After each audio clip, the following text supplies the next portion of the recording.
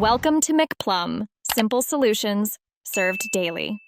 In this video, I will explain how to make canned food. We will cover the fundamental steps to safely preserve your favorite foods at home.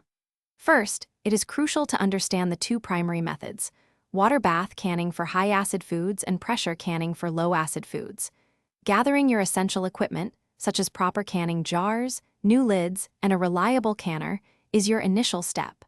Always use tested recipes to ensure safety and quality. Proper preparation is key to successful canning. Begin by washing your canning jars in hot, soapy water. If your recipe's processing time is less than 10 minutes, sterilize the jars by boiling them for 10 minutes. Next, prepare your food, either hot packing by heating it first or raw packing it directly into the jars. Remember to simmer your new lids in hot, not boiling, water to ensure a proper seal. When filling your jars, leave the correct headspace, which is the empty space at the top. For jams and jellies, leave 1/4 inch, for fruits and pickles 1/2 inch, and for vegetables and meats 1 inch.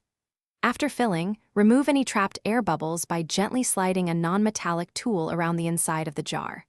Finally, wipe the jar rims clean, center a new lid, and apply the band fingertip tight. Processing is vital for food safety. For high-acid foods like fruits, use a boiling water bath, maintaining 212 degrees Fahrenheit for the recipe's specified time. For low-acid foods such as vegetables or meats, a pressure canner is essential to reach 240 degrees Fahrenheit. After processing, cool jars for 12 to 24 hours. Once sealed, store your home canned goods in a cool, dark, dry place, ideally between 50 and 70 degrees Fahrenheit, and use them within 1 year for best quality. Thanks for watching, stay juicy, and subscribe.